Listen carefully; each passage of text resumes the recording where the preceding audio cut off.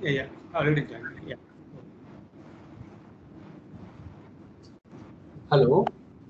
Good afternoon, sir. Good afternoon. How are you, sir? Yeah, fine, fine. Okay, I'm so audible? welcome, sir. Yes, perfectly audible, sir. Perfectly audible. Okay, no problem. Yeah. So, can we start, sir? Yeah, we Oh, can start. Yeah. okay. Nirav, sir, please start the introduction.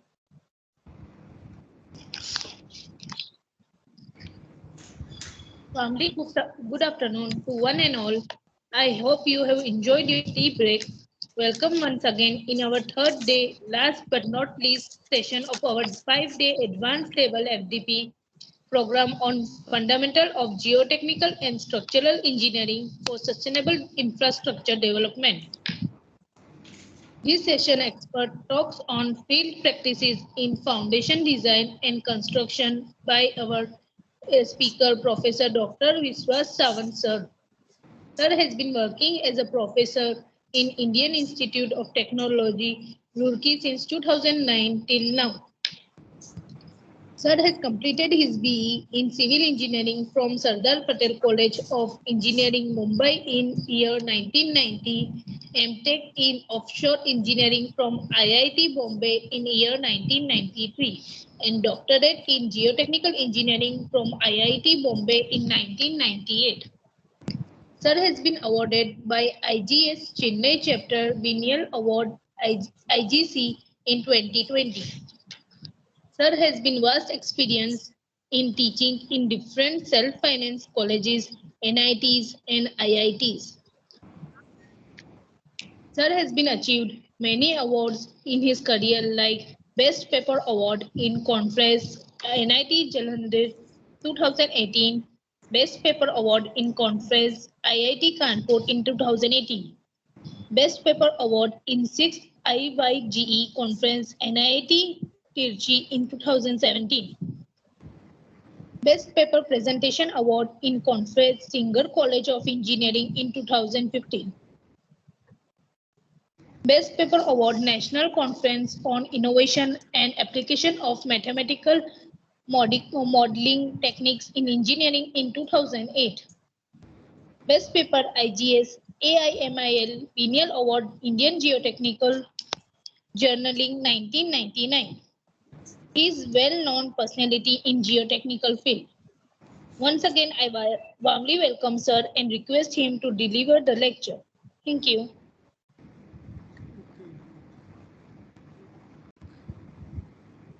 Okay, thank you one and all. Thank you, Professor Parik. Thank you, Professor Yogendra, for giving me opportunity to share my views here. And thanks the audience who had joined here to listen me.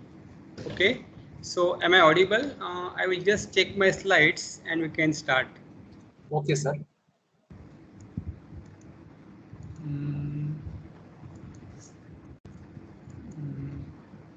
So are my slides visible and moving? Sir, 1 minute. Hold on. Yet not visible, but let us wait for 1 minute, sir. No, sir, not visible.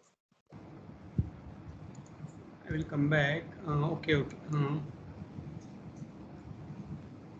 Maybe sharing. I'm clicking it here.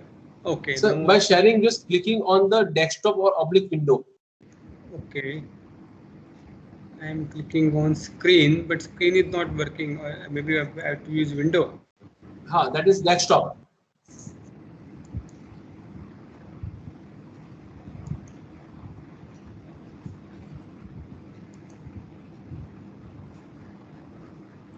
Okay. Now is it visible? Visible, perfectly visible, sir. Just And make it in PPT mode, sir. Okay. I will go to full screen mode. Okay.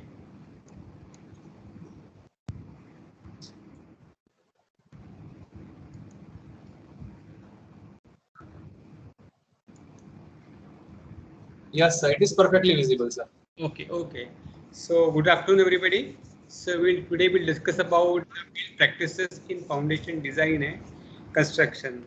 I will Sir, little bit. if just I'm interrupting you, sir. If it is some connectivity issues arises from your side, then in that case you can switch off your video portion so that your voice will be clearly audible, sir. If it is that problem, then Okay. Just let me know in that case. okay, I will switch off my okay, video. sure, sir, sure.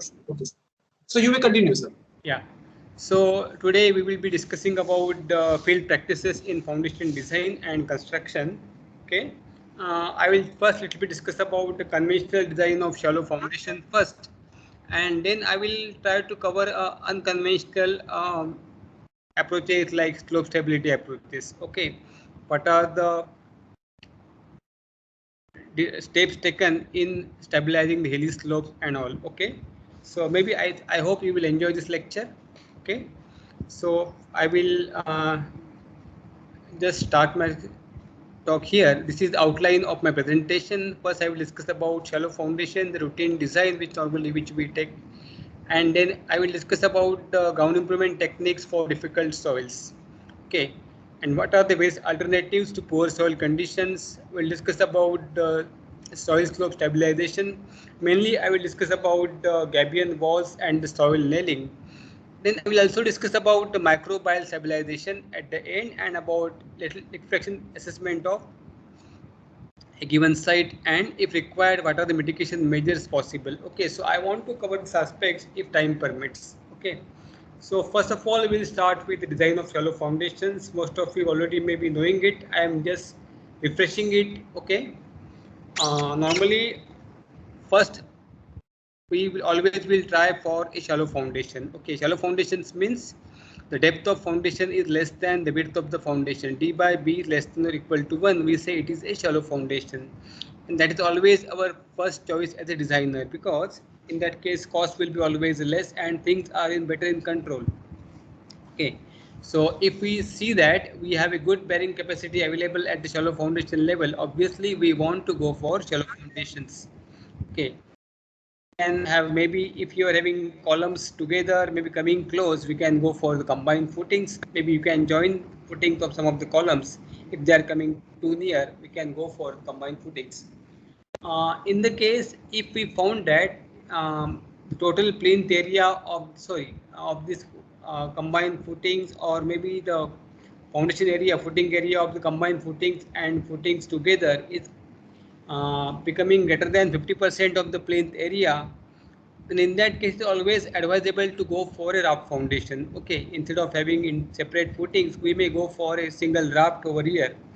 The advantage with the raft is that we can control always differential settlement, and that is a major aspect, a major advantage in going for a raft foundation. Okay, but if suppose soil condition is not too good, okay, then before going to the deep foundation, maybe alternative deep foundation, we can try some of the ground improvement techniques, like we can try for compaction, we can try for some of the treatment like chemical grouting, we can try for some stone columns approach. Okay, stone column approach is also a type of deep foundation only, but we can try this approach because they are basically economical, and if they don't work, then we'll go for deep foundations. Okay, that means now we want to transfer the load at a deeper strata which is having a sufficient strength. The soil in the top is not good enough for a design of shallow foundation. In that case we'll go for deep foundations, maybe in the form of pile foundations.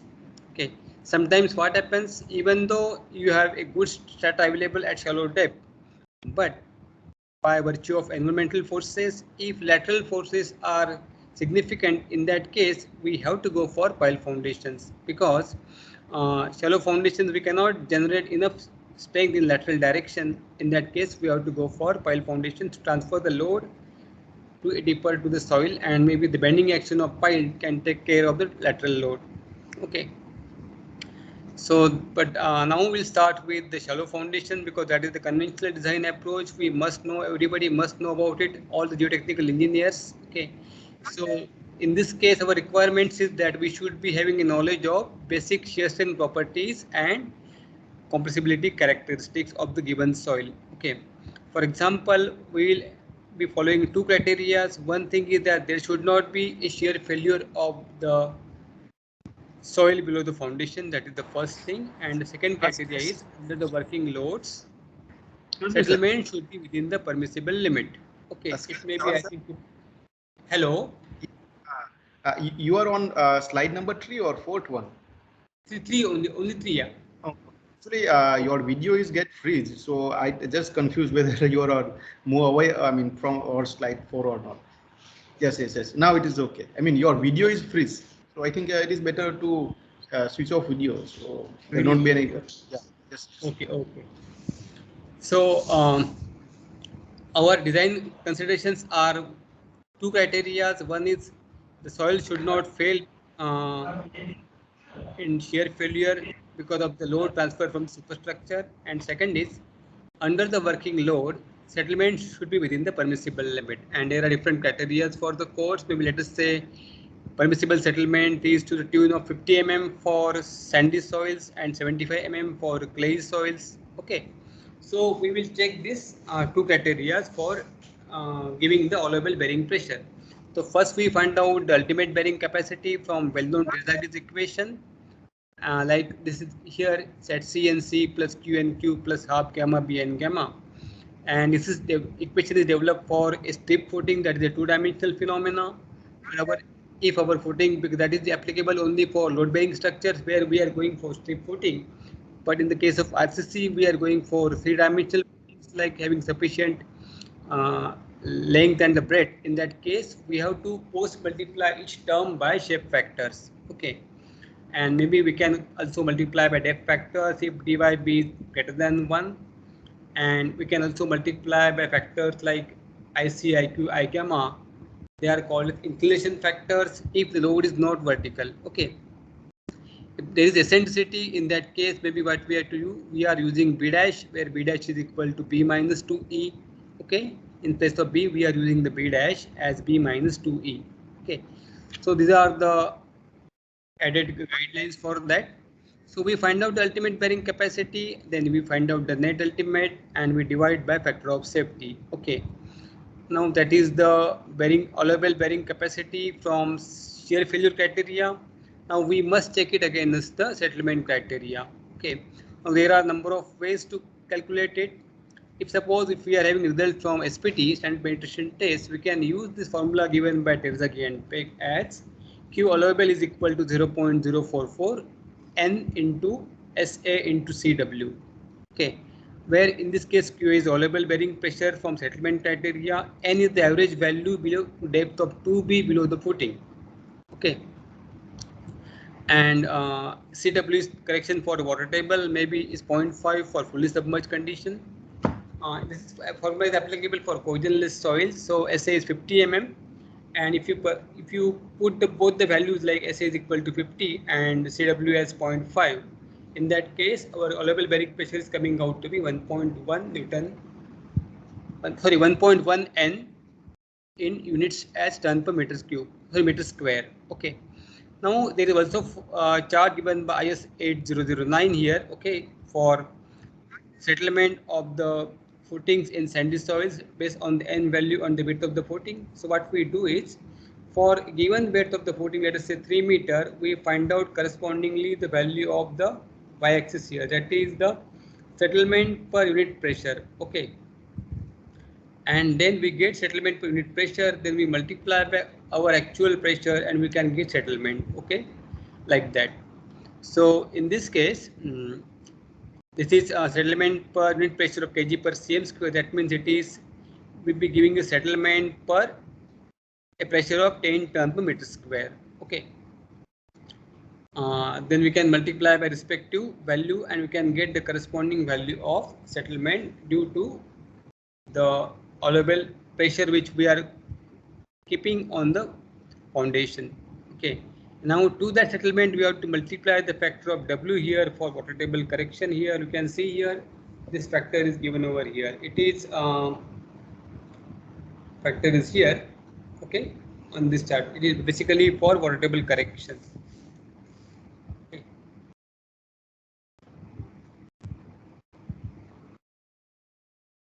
Then the next is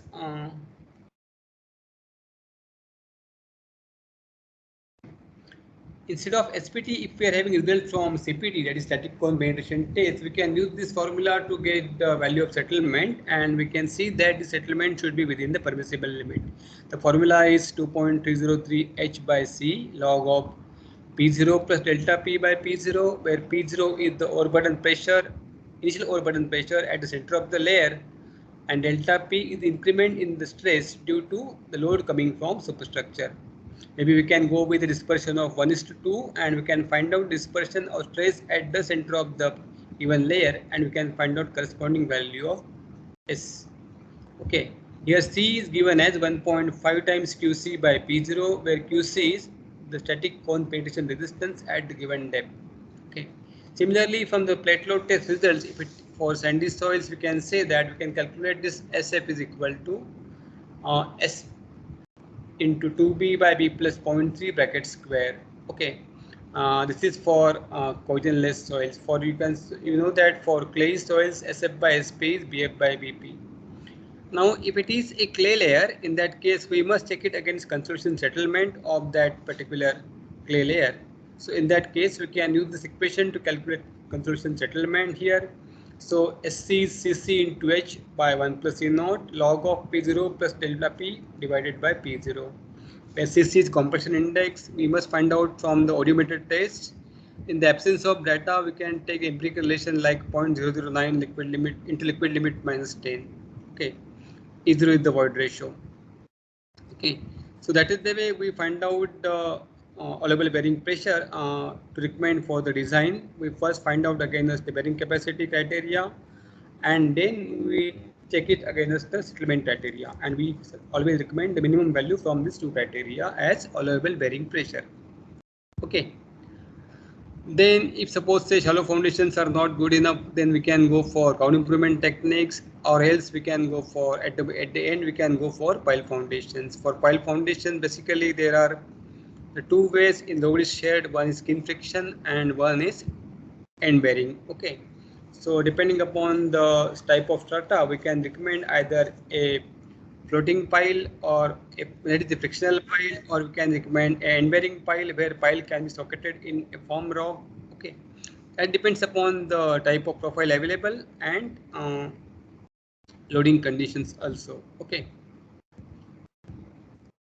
now I will go to this ground improvement techniques for the difficult soils. Okay, how to use them. Okay, now one of the important technical criteria for selection of site is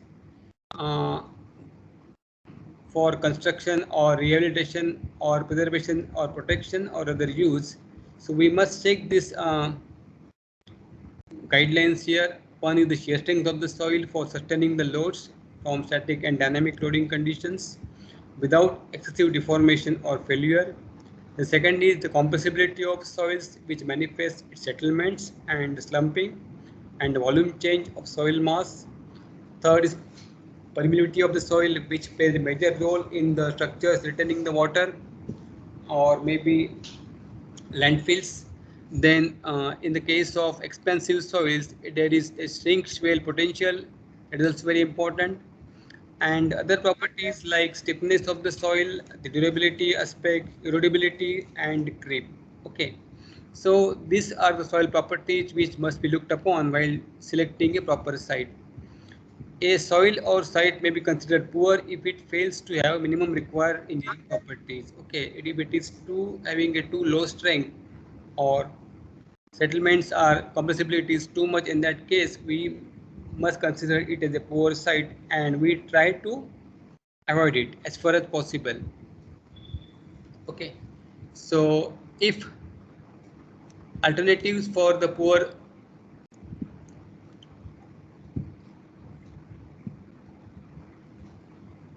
soil conditions, one is to abandon the project. That is only when the another suitable site can be found out.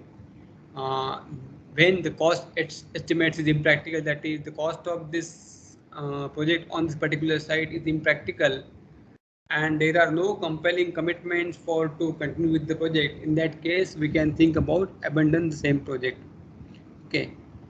Second approach is to replace the pore soil wherever, what we can say, if that layer thickness of this pore soil layer is limited. In that case, we can think about replacing the pore soil by a engineered soil, like maybe we can go for sandy layers, well compacted sandy layers. We can borrow from the nearby area and we can replace them. Okay. of course, in that case, we must check it against availability of material and again the environmental issues. Okay. Then the redesign the project to accommodate the soil. So in that case, for example, earlier if we are thinking about shallow foundations, if it is a poor soil, we may think about pile foundations to bypass that particular the weak layers. Okay. One more approach is if you can go for the ground improvement techniques. There are various ground improvement techniques are available now over the years. There are a number of ways in the way we can improve the ground conditions. The one coming in the class of modification, that is the without adding any other material. We are not adding any other foreign material. We are just trying to improve the soil by maybe the compacting. By the compaction, we try to increase the density. This is by in the applicable in the cohesionless soils, where if you compact it by virtue of its density or denseness, there will be increase in the angle of friction and increase in the corresponding bearing capacity. Then second is adding certain materials to the soil or ground as a drainage agent. This is normally we are doing it in the soft soils or maybe the clay soils, where the dissipation of pore pressure is a very much problem here, and in that case it can take too longer time. So in that case what we can do is we can add materials like sand drains or the sand or stone columns, and we can provide drainage path over there. Okay. Uh, Third is modification by providing reinforcement or inclusions. In that case, we can go for going maybe geograde or geotextile, okay, or maybe the geocells also, which can be act as a reinforcement and it can strengthen the properties of the soil. So these are the approaches available. Even one more thing is we can go for chemical grouting also. The grout will go and it will try to fill all the cracks and the gaps, and it will try to put the particle together as a single mass, and in that way it can increase the strength of the soil. Okay.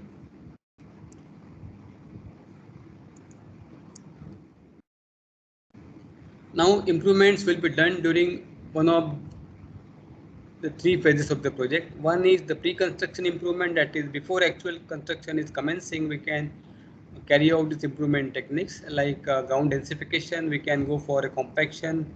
There are a number of ways for the compaction or densification. Okay, we can drop a hammer from certain height. That height can be calculated, or we can go for the preloading and we can have a pre-consolidation by providing a drainage path for acceleration of consolidation. We can provide a maybe a grid of the sand drains so that we can accelerate the consolidation process, and there will be a preloading so that down will be settled now, and once we remove the preloading it will come back, but now we will be working in the swelling curve. Okay, so settlements will be much lesser as compared to the virgin curve. We can try to improve the drainage properties by providing the sand drains and the band drains. Okay. The next is the dewatering technique. If we can, the water table is very high, we can dewater it, and with the dewatering technique what will happen is the effective stress will be increased and there will be compaction of the ground above water table. Okay. We can also modify the hydraulic flows because there is a danger from the seepage pressure. What we can do is we can try to collect the water and we can divert it to the particular drains by providing a suitable drainage network, and we can reduce the seepage pressure and also simultaneously the pore pressure. Okay, we can go for the underpinning also if it is required. Okay, maybe if it is required earlier also we can go for additional underpinning width. Okay, we can go for grouting because we can have injection grout or the pressure grout which will be injected through the drill holes, and that grout will be holding the soil particles together, which will act like a unit mass. It may be as strong as sometimes as a rock of medium strength. Okay. During the part of construction improvements, here we can use the compacted gravel or stone columns. Okay, that is the very common approach we use in the case to improve the ground condition. Advantage with this compacted gravel columns is that first you are drilling a hole, then you are what you can say you are constructing gravel columns in the layers. Okay, and for each layer you are compacting it. In that case, what will happen during the compaction of this gravel column?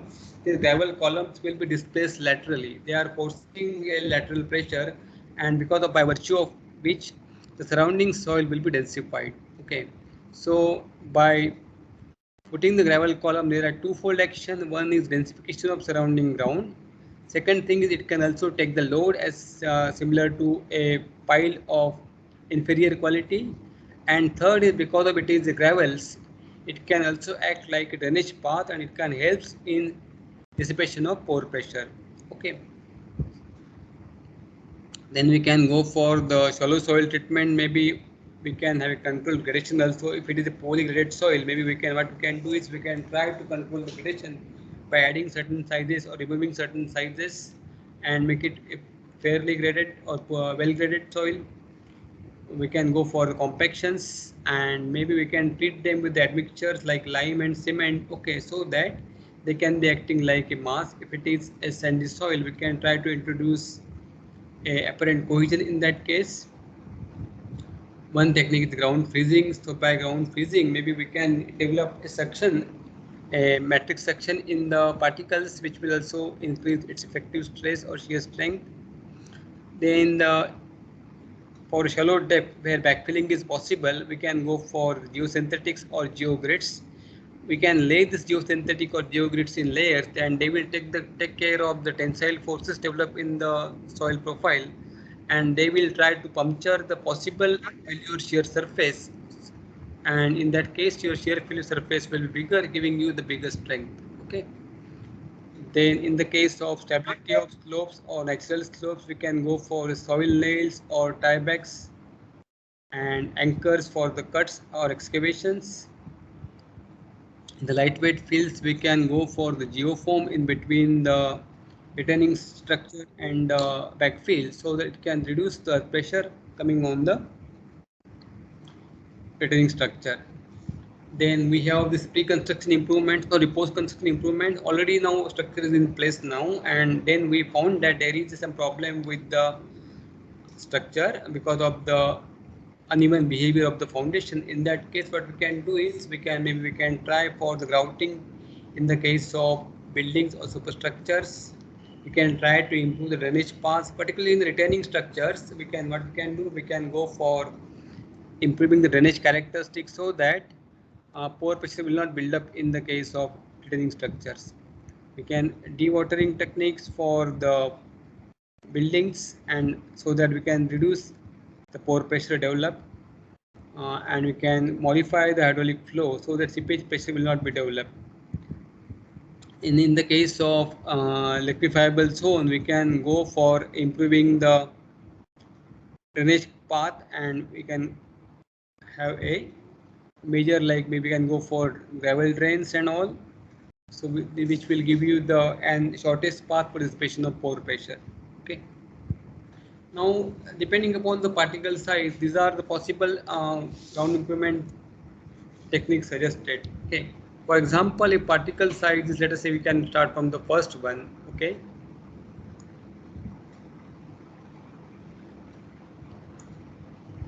If the particle size is between, let us say, this is corresponding to 0.002, it's clear, very fine to 1 mm. In that case, it coming out to be the category of fine soil only. Maybe we can go for remove and replace. Okay, but freezing is possible in all the ranges of the soil. Okay, because they can develop the suction over there. The deep sowing is possible in the case of the fine soil from 1 mm to, this is even 0.1 micron. Okay, please note that 2 micron is 0.001 or 2 micron is clay. So these are the ranges for the clay soil. Okay, we can go for the deep soil mixing or the admixtures in the form of lime and cement.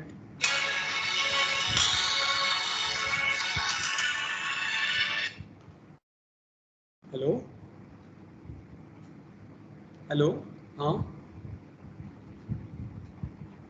Office में मेरा class चल रही है, अब around 5:30 आएंगे, 5:15 5:30. हाँ ठीक है 5:30 के अराउंड आ जाइए ठीक है okay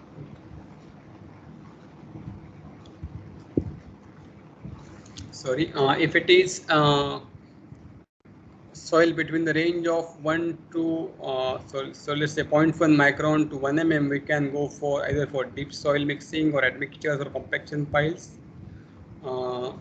in that case we can provide the drains for liquefaction if it is in the range of sandy soil that is for example here for 0.1 to 1 mm we provide drains for mitigation of liquefaction and in the case of fine soil we provide drains for the purpose of consolidation okay so that there will be accretion in the consolidation settlement okay we can also go for the vibro replacement we can use jet grouting for the soils maybe from the silt to the gravels okay that we can inject the grout here and we can act the soil particles to act like a unit mass. We have compaction grouts in this range from silt to sand. We can go for compaction grouts or chemical grouts. Okay. Then we have this compaction techniques we are using normally for the coastal soils like explosive compaction, deep dynamic compaction, vibratory probes for the sands and the gravels. Okay. So this is the way we can use a particular technique for depending upon the type of soil. Okay. So these are the various categories of the ground improvement techniques like mechanical modification. We can go for densification. We can go for reinforcement. The ground conditions with non-structural members. Hydraulic modification where we provide the drainage actually where flow, seepage and drainage characteristics in the grounds are altered. Lowering of the water table by drainage and dewatering wells and forcing the consolidation. Physical and chemical modification, the physiochemical changes in structure and or chemical makeup of the soil materials. Physical mixing process or injection of materials like grouts or by thermal treatments, or we can also go for biostabilization. We are discussing that in the end.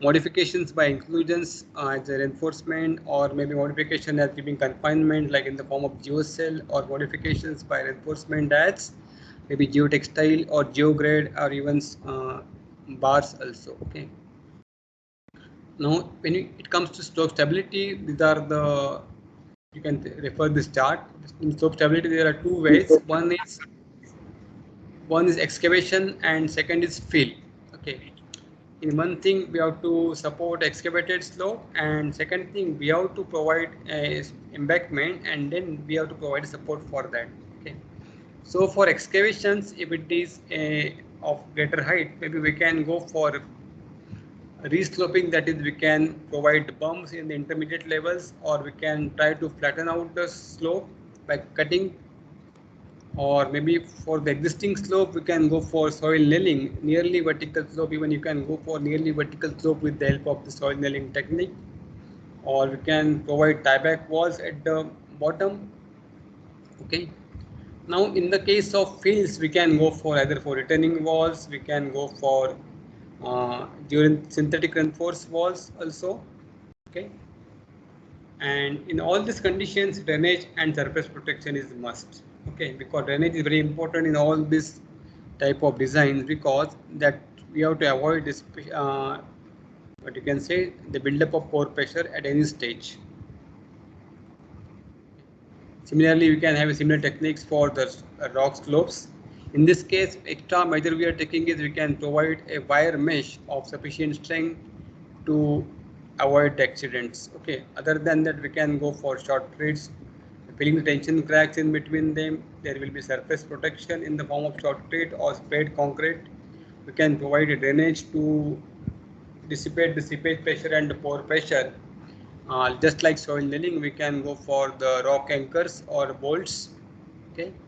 Here also we can try to provide the bombs if cutting is possible. So this is summary of the different approaches basically.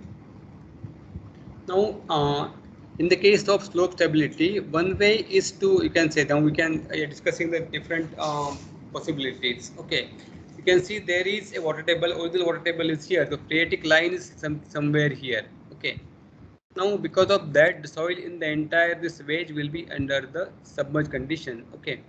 So what we will do, we can provide a drainage at the bottom. Okay. And once we provide drainage at the bottom, it will collect the water from here.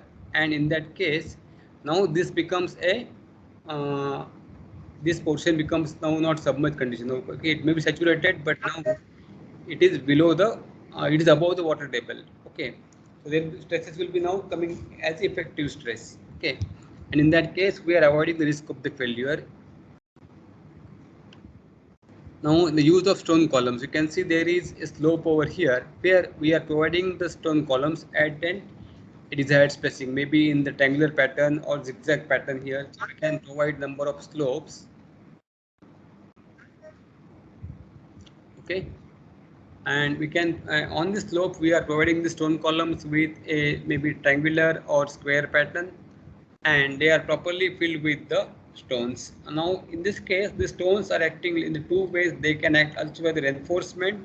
If the stone columns are breaking the possible rupture surface, in that case they will act like a pile, maybe a wicker pile, but then it will provide stability because the portion of the pile in the virgin zone will be trying to develop passive resistance against the failure.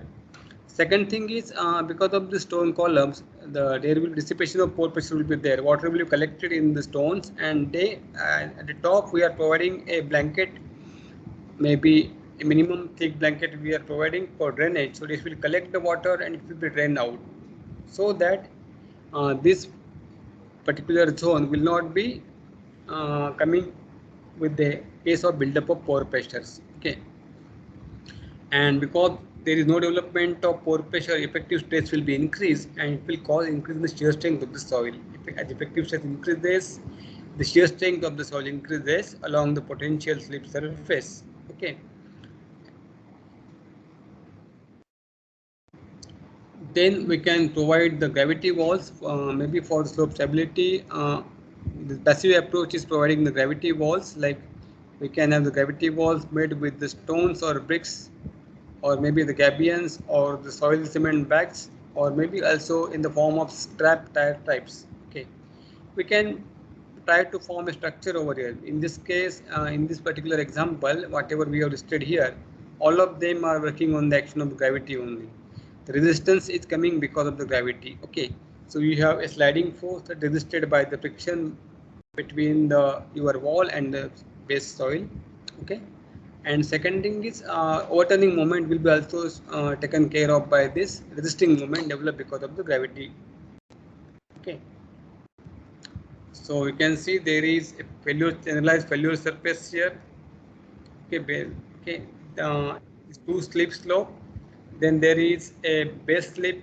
Okay, the movement is sliding movement. There is toppling failure because of the overturning, and there is a failure because of the bearing capacity. So these four types of failures are possible here whenever you are designing it for a returning a particular slope or a backfill. Okay. Now we can, this is the newly developed technique, we call it as gabion walls, which are the much cheaper than going for a gravity wall. Normally earlier days we used to have gravity wall or a cantilever returning wall of concrete actually. Okay, we will maybe for a smaller height like 3 to 4 meter, we used to go for a gravity wall. Maybe for moderate heights, maybe up to 6-7 meter, we can go for cantilever returning wall, and maybe more than that we were going for the counterfort returning wall. Both of them were made of concrete, and gravity wall was made from the stones which are locally available. Okay, but then the gravity walls was built like a masonry wall, and maybe it was a little bit expensive as compared to the option of gabion walls. Okay, obviously the concrete returning walls, they are much more expensive than gravity wall or the gabion walls. Okay, now in the recent years a new approach is developed, we call it as gabion walls, where gabions are nothing but steel boxes. There is a steel grid boxes there, and in that case we store the stones and then we wrap up it. Okay, we provide the steel box filled with the stones, and which will also act like a gravity. The basic principle of the Gabion wall is similar to the gravity wall only. Only thing is, in the case of gravity wall, we have a one unit, and in this case, you are having a number of segments will be there, and because of that, it is very easy to even construct also. Okay. So, what are the advantage of this Gabion walls over the returning in conventional structures? One thing is that they are very flexible. They can easily tolerate differential settlements. Okay, because they are flexible, they can bend and they can tolerate differential settlements. Even they can also take care of irregular topography and geometry also, maybe because of their flexible nature. And we don't require skilled labor for that. We have to just fill these gabions with the help of the stones, and it is filled with the coarse grain material like boulders and big gravels and boulders. Okay, it is a freely running material, so we don't have to worry about the pore pressure development. You can see this is the box shape gabion over here. Okay, and later on this is the box shape. We are having sufficient length, width, and the height. Okay, and there is a diaphragm in between them two with the help of steel wire mesh. Okay, this is the steel wire mesh, and you can see the matrix shape also. Now these are filled with the stones and arranged in this manner. Okay, maybe the bottom one will be having the larger width, and as we are moving the upward direction, obviously width are reducing to have the stability. Okay, so this results in apparent unit weight of 17 kilonewton per meter cube, and angle of friction of this gabion material is not less than 35. It is much more than 35, maybe around 40 only, because it is filled with coarse boulder materials. Okay. To increase the stability, the boxes can be stacked in different ways. Okay, with internal or external indentation, then we can give an internal indentation from this side or external also, or maybe from both sides also, depending upon our space restrictions. Now, if we do that, solution for narrow space, because in this case as you know, the gravity walls or the even Gabion walls, they are work on the principle of gravity, so they want more width at the base. Okay, so that because of that they don't work in narrow spaces, because in this case the resisting moment is coming from the width also, weight multiplied by x. Okay, and x is coming from the width basically. So in the case of narrow space, it is not applicable. Then we can also use geosynthetic fabric to avoid erosion of the backfill material. So we can cover them with the help of geotextile, and we can avoid the erosion of the backfill material. These are some of the examples of the Gabion wall used. Okay, you can see that this is the Gabion buttress wall. Okay, for canal bank. This is on the bank of a river actually. Okay, and then this is the Gabion wall with the vegetations also. You can develop vegetation also. Okay.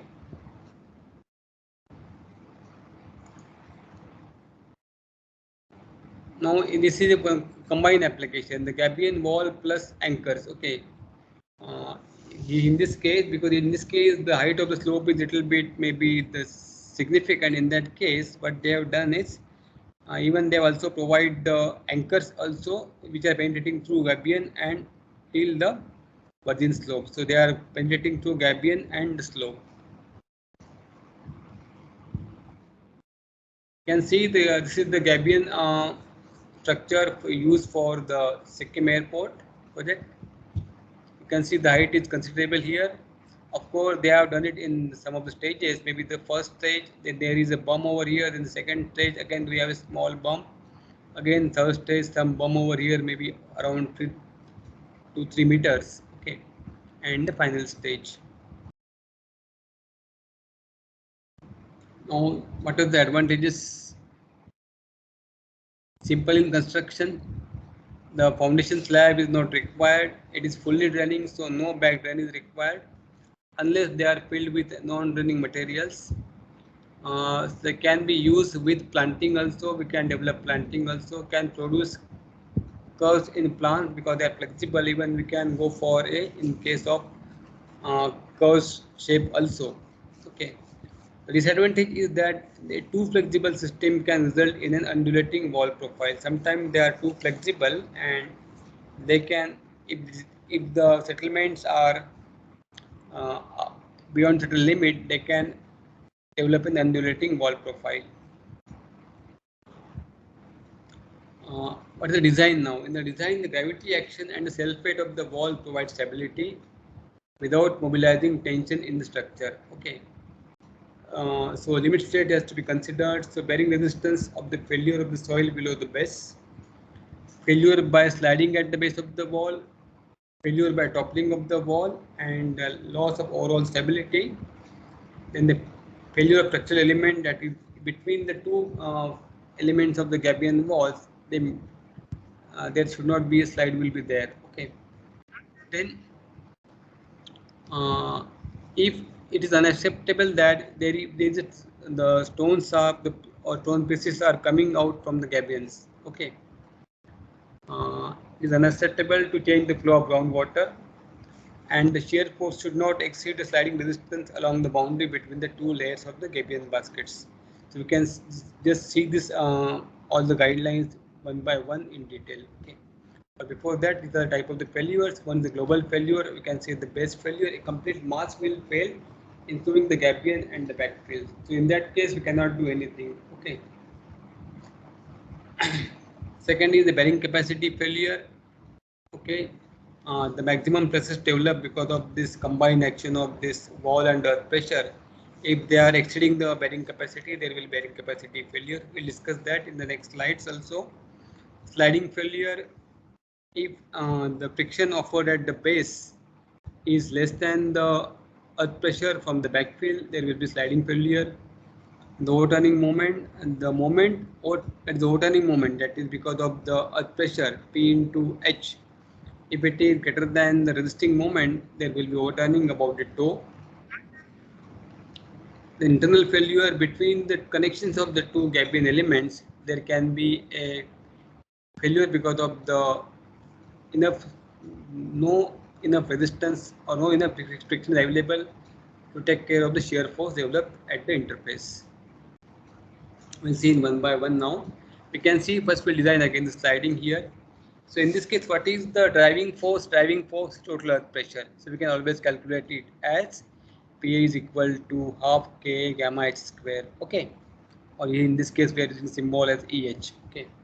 Now this EH that should be less than the resisting force. What is resisting force? R here. R is coming from the friction between the wall and the base. So what is friction? Friction will be equal to mu times normal reaction or mu times W. Okay. So in this case here, mu W should be greater than EH to have safety against the sliding failure. Okay. Or I can say resisting force R equal to mu W must be greater than total earth pressure. The second is stability against overturning moment here. So what is overturning moment? Overturning moment is about the 2 here. So that will be equal to this EH into Y0. Having overturning moment is equal to MOT is equal to EH into Y0. And the resisting moment is coming from this gravity. Okay. We have this number of elements over here acting at certain distance x1, x2 from the toe here. So W1 into x1, W2 into x2 and so on. Okay. So what we do, we try to find out the summation here, Wi, xi. Okay. And this is resisting moment above the toe. Okay. So this resisting moment of summation of Wx should be greater than EH into Y0. Now third is the bearing capacity failure. Okay. Now in this case, because of this, if resisting moment and the overturning moment having a greater difference here, if difference between these two is too large, in that case, this resisting force N will shift considerably. Okay.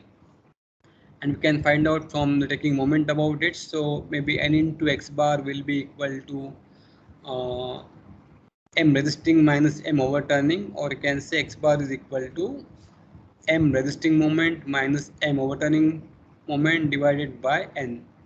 That is getting me X bar, and in that case I will get eccentricity E as E is equal to V by 2 minus X bar. Okay. Now, as far as possible, this E should be less than E by 6 on either side of the center. Okay. If it is greater than E by 6, what will happen is that is there will be possibility of development of tensile stresses. That is the first thing. Okay.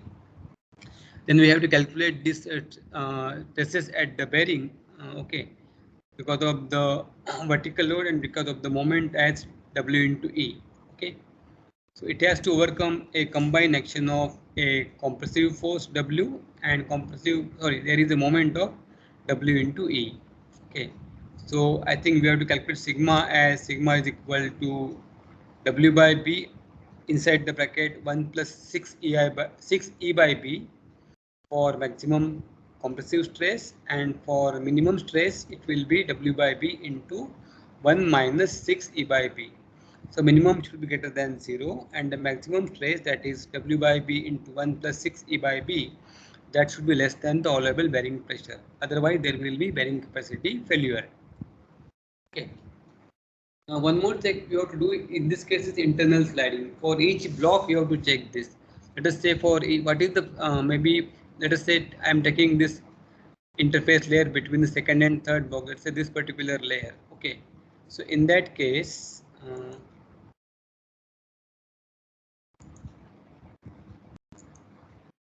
let us say this layer. Okay. So here what I will do, I have to find out the earth pressure of this backfill above this layer. Okay. That is acting here, and then the total weight of this Gabion wall above this layer. So then in that case mu into that weight W, okay, or W1, whatever it is, that should be greater than the earth pressure of the soil above that particular layer. Otherwise there will be internal sliding. So in that case what you have to do, if possible, what you can do, maybe you can try some of this wire mesh. Okay, at least at few locations you try to tie it up, one Gabion over the other Gabion wherever possible. Okay, to provide additional factor of safety.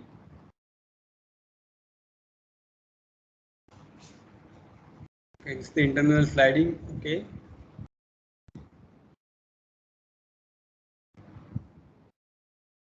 Now this is some of the examples here. This was a fairly a steep slope was there. What was done is, what they have done, they have tried to provide a Gabion wall over here, like maybe this is maybe around 300.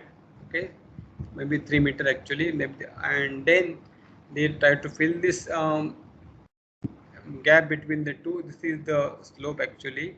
Okay, and then they try to remove this particular portion. So by removing this and by providing Gabion over here, they try to stabilize the slope. Not only that, in that case they can use the additional area up to this much level. Okay, and you can always calculate the factor of safety for this particular condition over here, that we can must check from the slope stability analysis for a base failure. Now these Gabions can be used here maybe as a, what you can say, at various locations. This is, for example, this is a pipeline. Okay, and you can construct above the Gabion because it is quite flexible in the nature, so you can use it. Here you can see here Gabions are used as a bridge abutment here. The Gabions as a bridge abutment. Here you can see the Gabions even as a foundation element, also as a foundation. You can see here Gabions are used for stabilization of this particular here road or slope. Now in this case we can use a geotextile as a separator, that is between the backfill and the Gabion, and then we can provide a geotextile so that we can prevent the flow of backfill from because backfill is having small particles. Okay, so we can separate this backfill and the Gabion so that the drainage paths will not be blocked, and it will be always a good water transfer material, transparent material. Okay. Now these are some of the properties of the rock fill which we are using. We can use basalt or granite. They are having a typical density of the order of this 2900 kilogram per meter cube or 2.9 ton per meter cube. Okay, and typically the rock should be evenly graded between 1.5D to 3D. Okay, size between 100 mm to 250 mm normally, where D is diameter of that wire mesh. Okay. And the backfilling has to be done like this, maybe compacted in the lifts, and only thing is that heavy compaction should be done, but that truck should not go close to the 1.1 to 1.5 meter at the backside of the structure. Okay, otherwise there will be a failure. Now take care that there should not be damage to the mesh or geotextile, and backfill immediately after completing one layer of the gabions or terra mesh. So next we can go for the another newly developed technique called soil nailing here. Okay, now we will discuss about soil nailing. It's again an very important technique in the case of stabilizing the cut slope basically, or the existing slopes, or if you are going for excavations or cuts, maybe we can go for soil nail. With the help of the soil nails, we can go for nearly vertical cut also. Otherwise, maybe we have to go for this base excavations. We have to provide maybe the bracings and the strut system to support this particular excavation. But with the help of the soil nails, we can go for a nearly vertical cut without a bracing system. Okay, and it is very applicable in the particularly in the hilly areas where we can have a roads with nearly vertical cut. Okay, so it is again a way of enforcing the soil structure, and it is based on principal gem like as the rock bolts. Okay, so ground anchors and soil nailings, they are also working in a similar way. So what we are doing it here, we are placing this closely spaced passive reinforcement in the existing slope.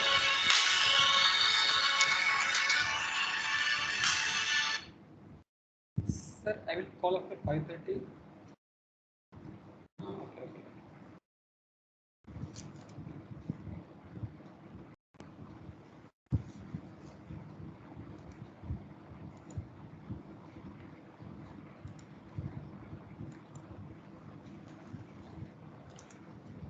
Okay, so we can effectively use the in-situ ground conditions for providing support here, and we can actually what we are doing is we are driving the reinforcement in the existing ground.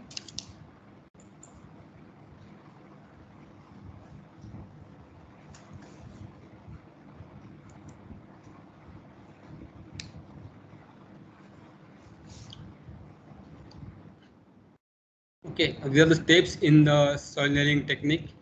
Maybe what we are doing is, if, let us say if you are going for excavation, in that case we are going in the lifts. This is the first initial lift, maybe of the order of 3 to 5 feet, and then we can go for excavation of 3 to 5 feet, maybe around 1.5 meter maximum, and then we will install the first nail here. We'll first drill the nail hole, and we can put the reinforcement, and we can fill the angular space between the reinforcement and the hole by the grout material.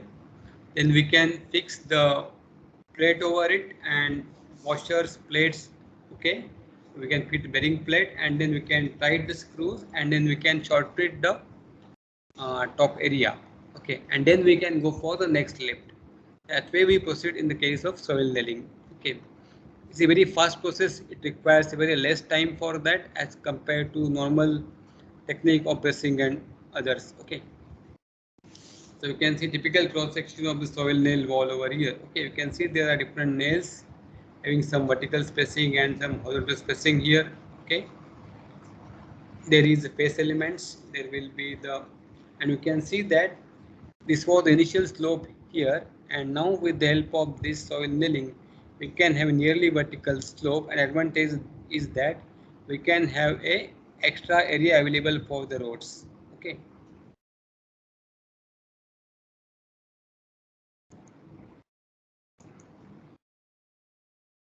this you can see the junction, which is a exaggerated view of the junction. You can see different elements at the connection between the soil nail at the surface. We can see there is the grout material, there is a tendon or the bar, you can see.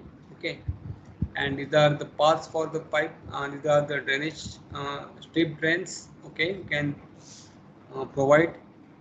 Okay, before that, and there is a concreting over here. Okay, this is the steel plate and this is the concrete. Okay, this is the head of the nail. There is the washer here, and it's the reinforcement. You can see a typical photograph here for a soil nail wall is in the progress here. They are doing it from top to bottom. Okay, one more point I forgot. It is always we are going from top to bottom. So we drill the topmost nail first, and then we are coming in downward direction.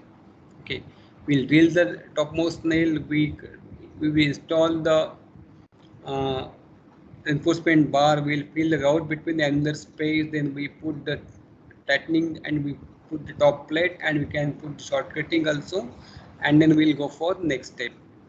Okay, you can see the first photograph, and it is quite fast actually.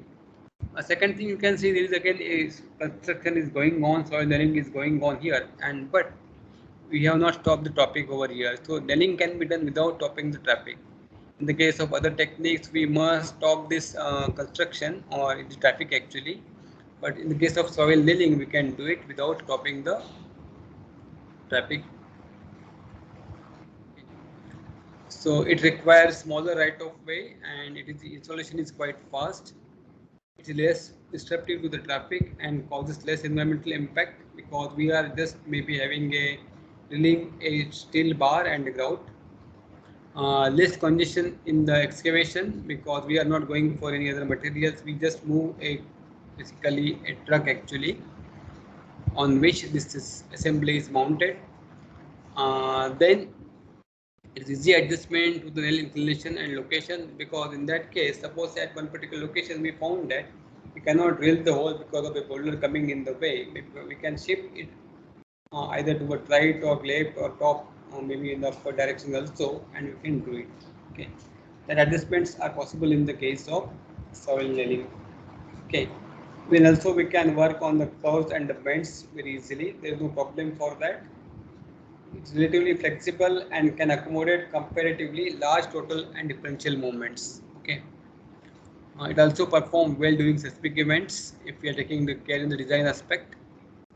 It is more economical than conventional concrete cavity walls, taller than approximately 12 to 15 feet. So that is say for 4 to 5 meter.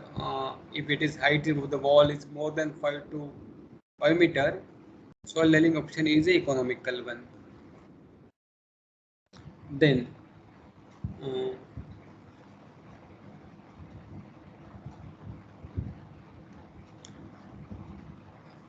what is suitable startup for it? Of course, it requires a friction to be developed between the soil and shear strength also between the soil and the nail. So it must be a dense to very dense granular soil with apparent cohesion. There must be some small cohesion maybe there because of the suction. Okay. Weathered rock with adverse thickness plains, steep to hard fine grained soils, or engineered fields also possible, or residual soils like lateritic soil also possible.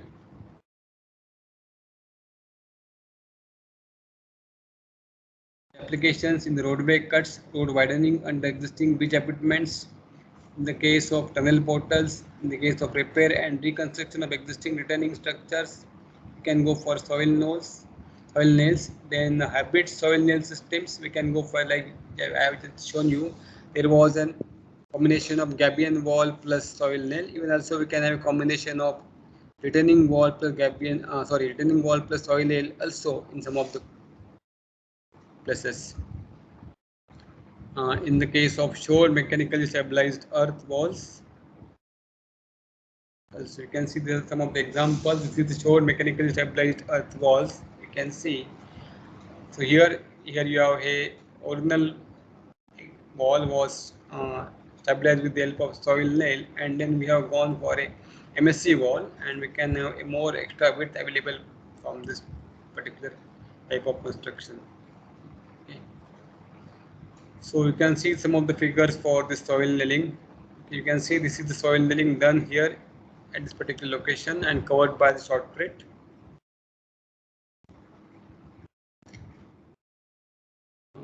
This is grouted soil nails, driven nails, jet grouted nails, launch nails, and screw-in nails. Okay, these are the technique to have the soil nails. drill with nails in the existing slope. Okay, this is with the help of screw. You can say they are screwing the nail inside the existing slope. In this case, they are launched here, and okay. So these are the potential limit states in the case of soil nail walls. So we must check it against internal stability. At the slip surface exists for after inserting the soil nails. Then the global stability. Then the basal heave. Okay, if it is we are having a big soil at the base. Okay, then the lateral sliding, pull out, nail in tension. Then the facing and again for the facing, bending and shear facing elements, and for tension in the stud. Okay, these are the checks must be observed in the case of design of soil nails. Okay, this is soil nail mechanism. You can see here there is a typical slope in which we have driven is, let us say, 4 nails over here. This was the possible failure surface, and because of this possible failure, this nails may be distorted like this. Okay, so this is our zone of interest. Okay, so this is the soil in the virgin zone, and this is the nail in the active zone. And the strength to this soil nail, or the nail which hold this slope in position, that is the coming from the nail portion of the nail in the passive zone. Okay, so we neglect the strength of the nail or friction between the nail in the active zone, and what we do is we calculate the mobilized friction along the length of the nail in the passive zone. Okay, so there are some of the analytical studies they are developed in the recent years actually based on the limit equilibrium approach. First it was done for static case, then it was developed for pseudostatic for specific condition, and then for pseudodynamic. Okay, even studies are done using the pseudodynamic or modified pseudodynamic approach also.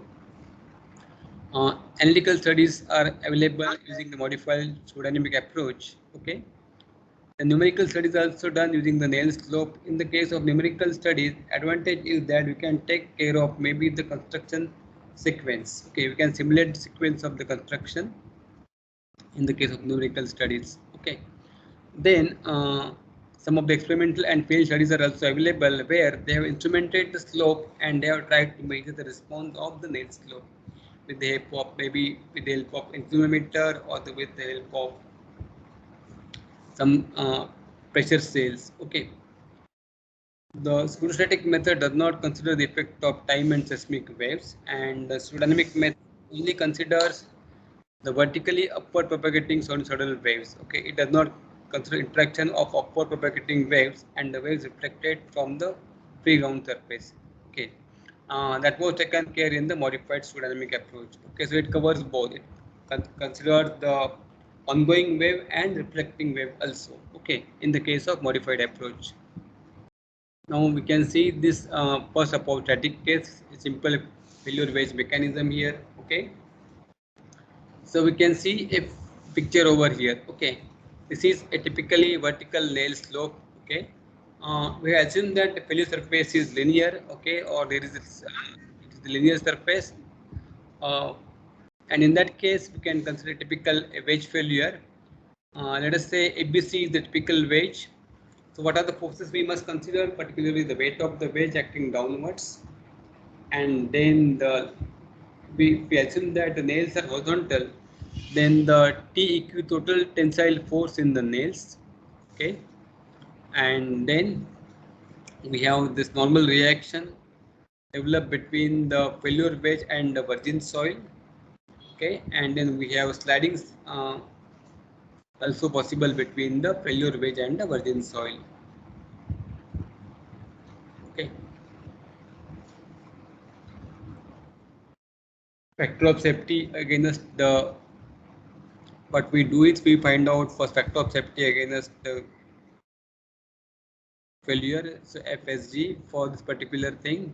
So we can find out factor of safety in the following way from taking this formula that it is equal to C into LF, where C is the mobilized cohesion along the face surface AC here. So C into LF plus W plus QT Qt is load coming from the surcharge basically. So W plus Qt into cos psi. Okay. W plus Qt into cos psi, where psi is the angle between with the horizontal. Okay. Angle made by failure plane with the horizontal. So if this is psi, angle with the vertical is 90 minus psi. Okay. Angle with the vertical is 90 minus psi. So vertical component. Okay. So W plus Qt into cos psi plus T equivalent into sin psi. And if you have a normal component, total normal component NF basically is nothing but NF into tan phi. So CLF plus NF tan phi, where NF is given as W plus Qt cos psi plus T equivalent into sin psi, divided by W plus Qt sin psi, that is the driving component now, minus, that is along the AC, W plus Qt sin psi minus TQ cos psi. Okay. So the weight of the failure wedge W and surcharge load Qt will be calculated as half gamma h square cot psi, that is the weight of the wedge, and then Qs into h cot psi. Okay, that is the force from the superstructure. Okay. So we have to calculate different factor of safety is like this. For this FSG, we just discussed about that. Then the factor of safety again is the sliding at the base. So it will be C into BL plus W plus QT into tan phi, that divided by PA. The lateral force, that is the sliding force, and the vertical force coming from the weight of the wedge here. So C into BL plus W plus QT tan phi. Factor of safety against the soil nail pull-out force. We have to must check it against the pull-out here. Okay, because in that case FSG will be equal to RP divided by T max. Okay, and RP is equal to Q into LP divided by T max, where RP is pi dh, that is the ultimate capacity of the soil nail. Pi dh is the surface area, pi dh into LP is surface area of the nail, and in the bracket it is the shear string mobilized along the surface of the soil nail. So pi dh LP into C plus Qs plus gamma z tan phi. Okay. LP is the length of the soil nail in the passive zone, that is equal to L minus LA minus H minus Z cot phi. And then we have T max. T max is equal to K into Qs plus gamma Z. Okay, that is Qs plus gamma Z is basically K into K will giving you the earth pressure, and it is covering the area of SH into SV. That means SH is the spacing of nail in horizontal direction and SV is spacing in vertical direction. So half spacing vertical spacing above, half vertical spacing below. Similarly, half horizontal spacing in the forward direction and half horizontal spacing in the backward direction. Okay, in that case it totally covering the area of SH by SV, and pressure in that particular center is equal to K into sigma V, where sigma V is equal to Qs plus gamma Z. Okay, so we have to check this, and then again the factor of safety against the tensile failure. So RT by T max. T max you already know how to calculate, and RT is the depending upon the tensile capacity of the nail. Okay, so one is pull-out capacity and second tensile capacity. So we, in addition to this factor of safety against sliding, we must check the factor of safety against the pull-out for individual nails and tensile failure. Okay. So factor of safety for sliding stability, when by this particular equation we can take it as this particular W total weight W. The factor of safety against the nail pull-out, calculate from this particular formula as RP by T max. The factor of safety against tensile failure as RT by T max. Then determination of equivalent nail force will be done by using this particular approach. We have to solve this equation. We can get the value of T equivalent. Okay. So in this case, the complex mutual interaction between its main component, that is native soil, and reinforcement and the pacing. Construction sequence, installation of method of nails, connection between the nails and the pacing are also likely to influence the behavior of the soil nail walls. Obviously, it is not covered in the approach of limit equilibrium method. Okay, maybe we can cover these two aspects in the numerical technique. Okay. The conventional soil nailing design procedures based on limit equilibrium approach will fail to address these issues. So in that case, we have to go for numerical simulations. Okay. To study the complex soil structure interaction and to assess the performance of soil nail walls. Okay. Then we can discuss about the pseudostatic analysis. This was developed by the Minal Gosavi. Okay. In this case, they assume the what you can say a log spiral failure surface here. Okay. That is the possible wave surface. Sometimes we go for a what you can say the linear failure surface or linear wedge failure, but that is we are always going on conservative side. Okay. Then more or less it will be surface will be a log spiral, and by going with a linear phase, we are always going on the conservative side. In most of the cases, basically. Okay. See here in this case, what is done is in addition to the static force W, we have two extra force in the form of inertia forces. So alpha H times W is the horizontal inertia force and alpha V times W is the vertical inertia force. Okay. So force W, vertical force W is modified as W into 1 plus or minus alpha V. In addition, we are having a force of W into alpha H as a horizontal inertia force. Okay. And then we have to take the condition of summation of horizontal force equilibrium, summation of vertical force equilibrium, and you can take moment about the point O. Okay. To satisfy the moment equilibrium. Okay. And from which we can find the value of the maximum tensile force required in soil nails. Okay. So we can calculate the factor of safety like this: MT plus MTC plus MC. Okay. This is the overturning components, and MWV moment due to vertical component, MWH due to horizontal component, MQV due to surcharge component, and MQH. Okay. This was pseudodynamic approach suggested by Ghosh and Paul.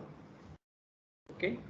So in this case, instead of just considering the seismic force as a static force in the form of W alpha H and W alpha V, here it was considered that the force will be same as given as W and QH and QV, where QH is equal to mass times acceleration AH and QV is mass times vertical acceleration, but AH and AV are now given by defined by a sinusoidal profile. Okay. So the base wave is assumed a sine wave, vertically a primary compression wave and shear wave are assumed to propagate from the base to the upward direction, and in that case we can differentiate them twice with respect to time to get expressions for the vertical and horizontal accelerations. Okay.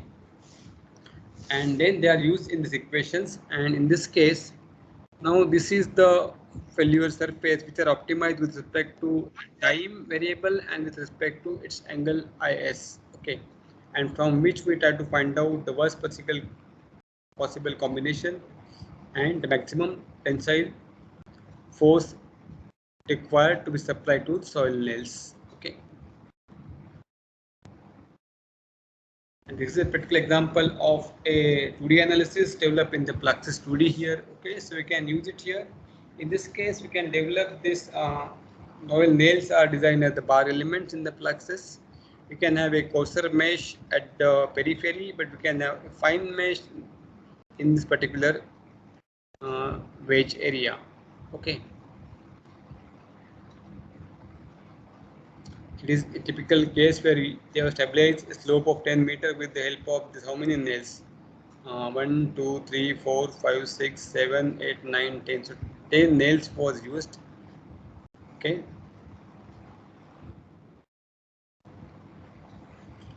This is a particular problem in the field problem which we have done here it for an NTPC site here. There was a slope of considerable height. So that's what we have developed, stabilized during the combination of the techniques like gabion walls and micropiles also. And so what was done was, this is the existing slope and there was a sewage tank at the base, and the slope was on the verge of the failure.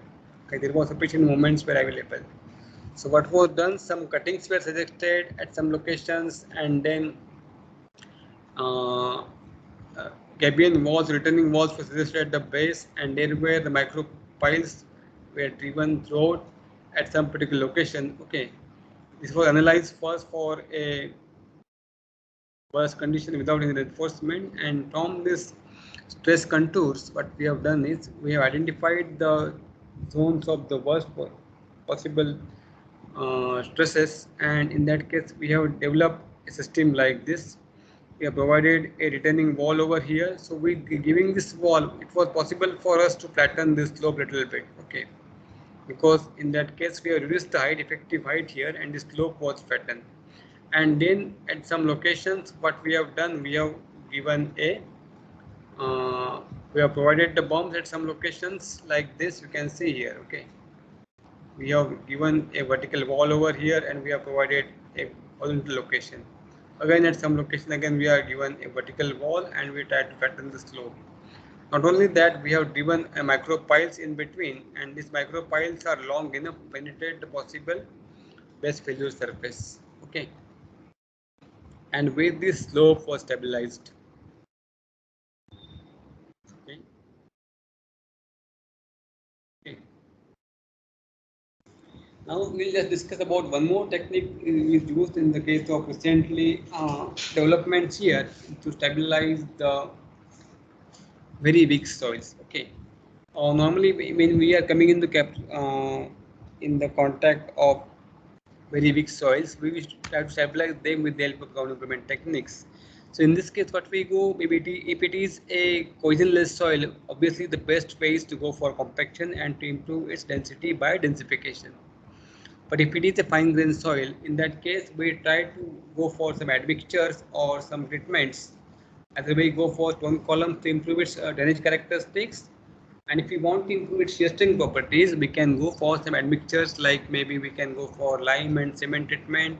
We can go for the grouting. We can use maybe fly ash. We can use quarry dust, or we can use asphalt also.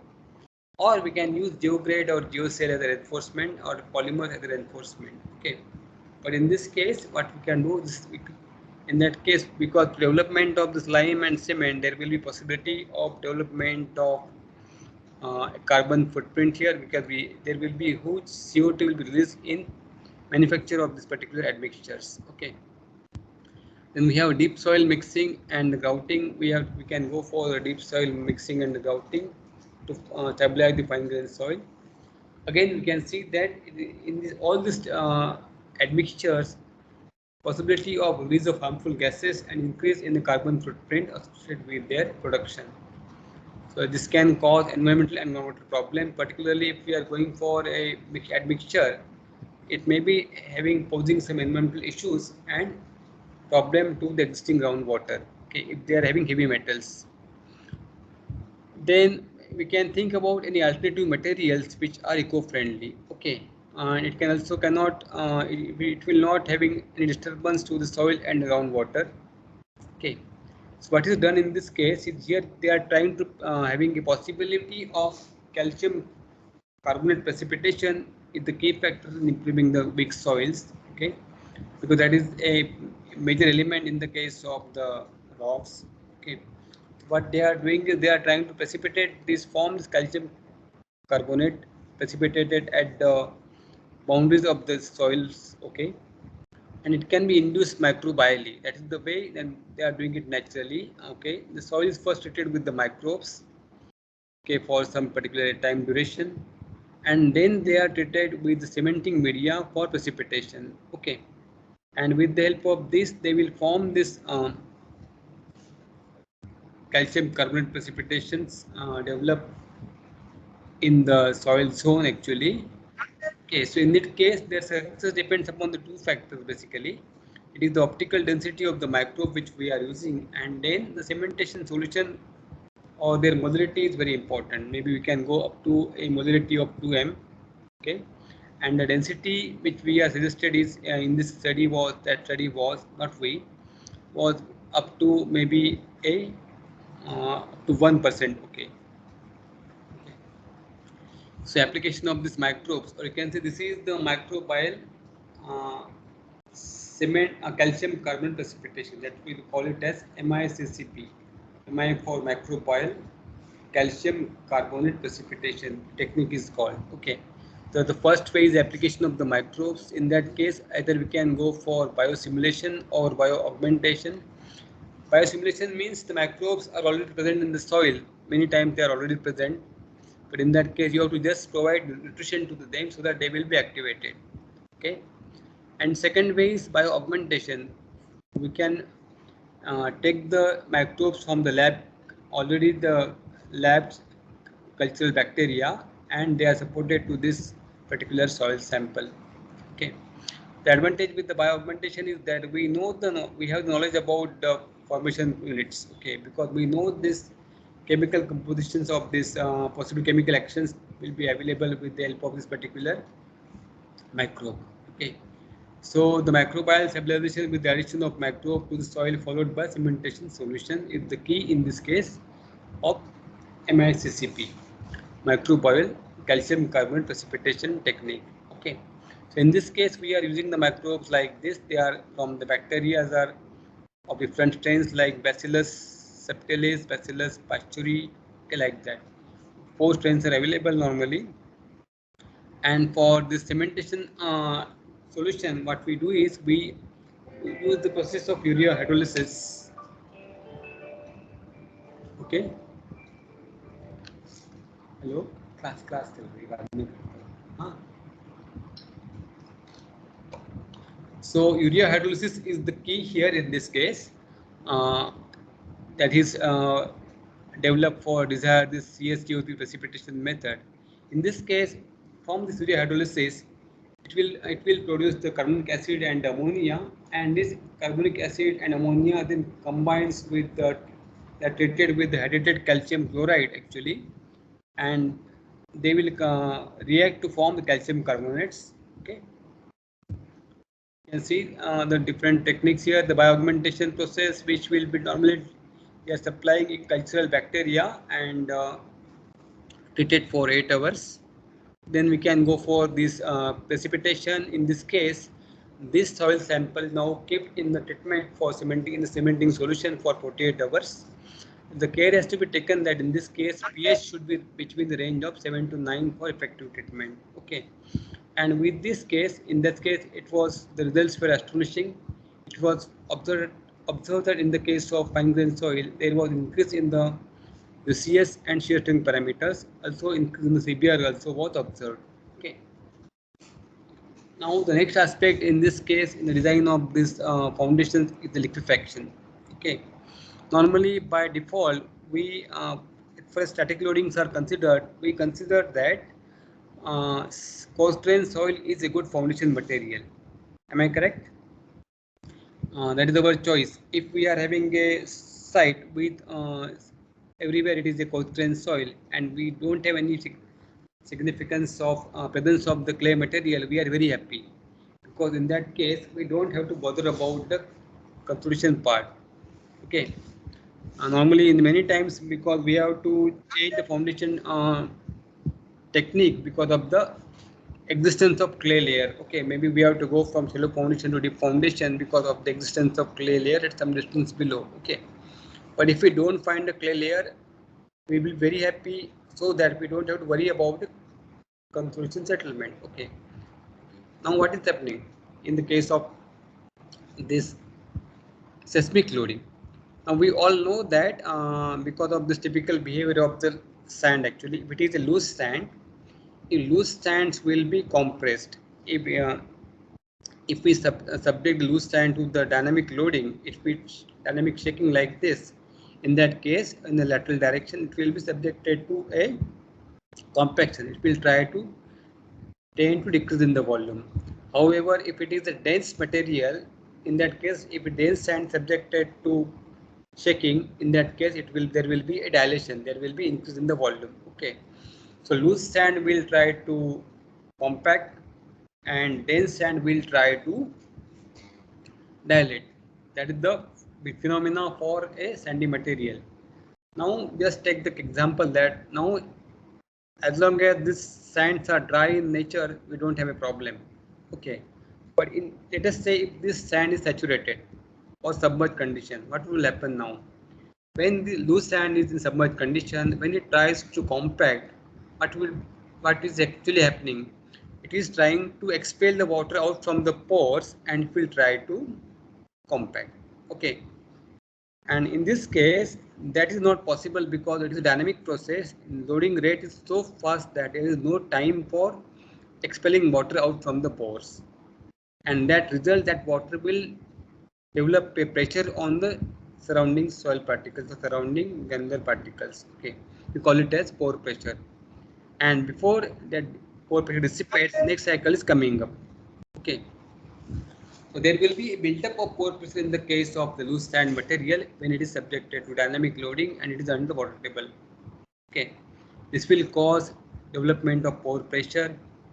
At a stage will come when the pore pressure will be equal to its total stress and effective stress will become zero. We know the principle of effective stress. Effective stress is equal to total stress minus pore pressure. Sigma B is gamma Z minus U. Okay. And a stage will come when effective stress will be reduced to zero if it is a strong shaking is there for a longer period. And when effective stress will come to zero, what will be shear strength of sandy material? S is equal to C plus sigma tan phi. C is already 0 for sand, so just tau is or S is equal to sigma tan phi, and sigma is effective stress. And when effective stress will reduce to zero, it will act like a liquid material. It don't have any shear strength. Okay, then sand will behave like a liquid and flow in direction of the force. We call this phenomena as liquefaction. The water will be coming out, sand will be coming out from the bottom and look like a boiling also. Sand boilings will be apparent at many places in the case of these strong down motions. Okay, sand is behaving like a liquid and after a certain time it will settle. As huge settlements will be observed because it is behaving like a liquid and flowing. It will settle suddenly. Okay, settlements may be to the tune of 1 meter to 2 meters also, and possibility of different failures also. Okay, we can see this particular phenomena in this particular slide. Okay, so we can see typical figure here. There is a pavement covered by sediment layers and a water saturated granular layer, and because of this liquefaction due to strong ground motion, now sand is coming out from the bottom, and you can see there is a you can see the breakage in the top pavement layer. Okay, disruptions are already there. Okay, these are the basic principles. S is equal to sigma minus Q tan phi. So these are the possible reasons for the liquefaction. The loosely packed sand deposit, sand in saturated condition, there is a rapid loading, and this phenomenon is already means very much common in the case of the seashore or the lakes or river where there is a high water table is there. Okay. So these are the possible phenomena that taking the development of features and sand blows through which sand and water is brought up from the depths. Subsidence and inundations of the area from rejected water. When water is thrown out, there will be sinking over there.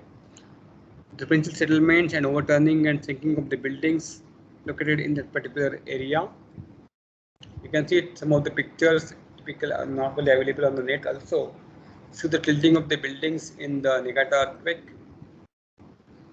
This is the failure of the bridge in the case of Niigata earthquake again. This is the San Fernando Dam collapsed by upstream earth slide. in San Fernando earthquake 1971. You can see there is collapse of expressway in Kobe earthquake. You can see there was the pile supporting these piers were broken up because of the liquefaction. Problem with liquefaction is that in that case the unsupported length of the pile becomes too large. Okay, soil surrounding the pile is behaving like a liquid and it don't offer any resistance like the friction for which it was designed first. It likes a free length and there may be a possibility of failure due to the buckling. Okay, you can see some of the pictures in Kobe earthquake. You can see there are the pit holes. There is a damage in the road in the Nepal earthquake. You can see there is a complete gap is developed. So there is a flow phenomena in the case of earthquake in liquefaction. Sudden and usually catastrophic soil deformations. Soil cannot stand under its own weight. It will flow. There will be movement of the soil. Soil liquefies and moves in lurches like a cheating effect. So these are the various earthquakes, Alaska, Nikata earthquakes.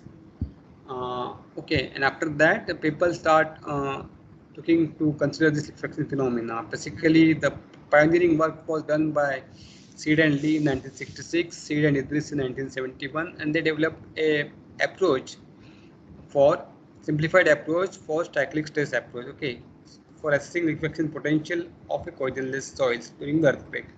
So any site that must be checked against this liquefaction potential before going for a design of foundation on that particular site. Okay, so this approach was based on cyclic stress approach. Okay.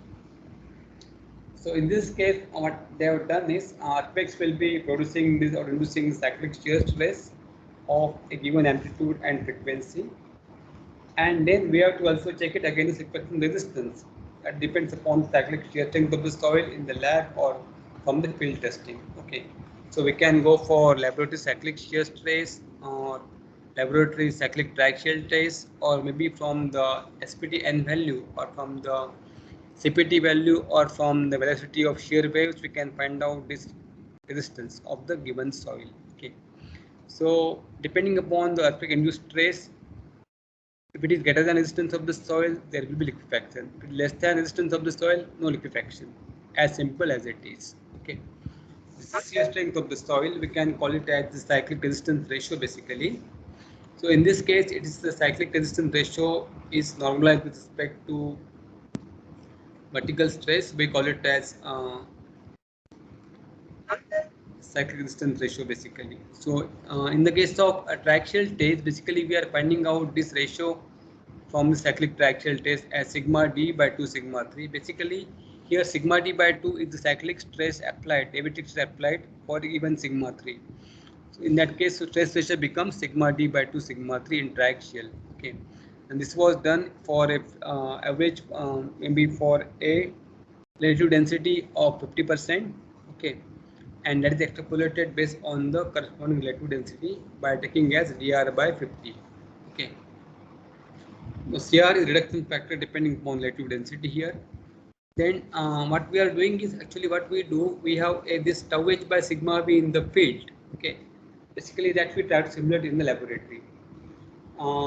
Basically tau h by sigma b in the field can be simulated very closely to tau h by sigma b in the shear test. Basically the same principle. Okay, and because that is not we are doing it a triaxial test, that's why we are using a factor called CR. Basically CR is basically converting tau h by sigma b in shear, that will be equal to sigma d by 2 sigma 3 in triaxial multiplied by CR. Okay, so tau h by sigma b in the field, that is compared with this cyclic stress ratio in the cyclic triaxial test, and CR is the reduction factor depending upon relative density. And that we are comparing with the average shear stress tau average in the earthquake. Okay, so and then we can compare this tau average with the tau h. Tau average is the average shear stress produced during liquefaction, and tau h is the resisting strength of the given soil. Okay. So in this case, now this was the approach developed by the Sweden and Italy. They were all the empirical approaches developed during the 1971. Later on, they modified by Bologna et al. Also to account for the fine contents. Okay. So what they have done was they have developed two ratios, CRR and CSR, cyclic stress ratio, that is depending upon the given magnitude, and it is compared with cyclic resistance ratio. Okay. But all these approaches are called empirical approaches. Okay. One problem is that these approaches are available only for a virgin soil. Okay. That means they are not accounting for drainage path. First thing, they are not accounting for duration of the earthquake. Okay. Because if suppose say soil is quite strong enough, it will not liquefy maybe in a earthquake of smaller magnitude and smaller time period. Okay. But it can liquefy in an earthquake of stronger magnitude and which is there for a certain amount of stronger time, a larger time period, then it will be possible. Because in this case, first of all, the weaker layer will be liquefied and it will propagate in the upward direction because from the base to the top. Okay, and when it is start propagating, if the bottom layer is liquefied, it will propagate to the transfer will transfer to the upper layer, and if that is also liquefied, it will transfer to the, again the upper layer of that. Okay, in this case, liquefaction will be progress. There will be a progressive development of liquefaction from bottom to the top.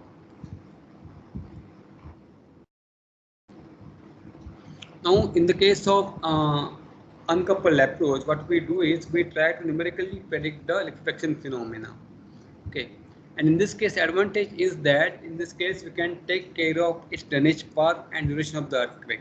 Okay, so depending upon the time period for drainage, particularly time period of the excitement of the earthquake, and depending upon length of drainage path, we can calculate the pore pressure. So all numerical approach, they can take care of this drainage path available and they can take care of a particular time period, because earthquake build-up of pore pressure is like this. It will go on building up the pore pressure till the earthquake is happening. Okay, and when earthquake stops, shaking is stopped, excitation is stopped, they will start dissipation of pore pressure. Now the dissipation of pore pressure depends upon the length of the drainage path available, and not a single empirical approach account for this length of the drainage path. So in the case of mitigation measure, what we do is we try to provide the drainage path at certain places. Maybe we can go for a gravel columns and blanket of the gravel from the top so that it can collect the water and dissipate the pore pressure at a very faster rate. Okay, so when the earthquake stops, maybe immediately start dissipating the pore pressure at a very faster rate. Even it will also try to restrict the development of pore pressure at some places, and it will reduce the amount of pore pressure built up during the earthquake phenomena. Okay, so that is not accounted in the normal empirical approaches. Effect of these stone columns, or maybe the piles, or you can say it's in the two ways, or you can say in the stone columns. First thing is, whenever there load is applied, obviously certain load is taken by the soil particles and certain load is shared by the water pressure or pores in the voids. Okay, sorry, water in the voids. Okay, that is converted into pore pressure. Now, if you are having gravels in between them, a gravel column in between them, what will happening is that a certain amount of load is shared by the gravel column. Obviously, certain and the load transfer to the soil particles, fine grained soil particles, and waters in the voids will be reduced because a certain amount of load is already taken care by the gravel column. That is the one action. Second thing is, because these gravels are highly permeable, they will dissipate very fast and they will restrict the development of pore pressure. Okay, as soon as water reaches at the gravel surface, dissipation will be there.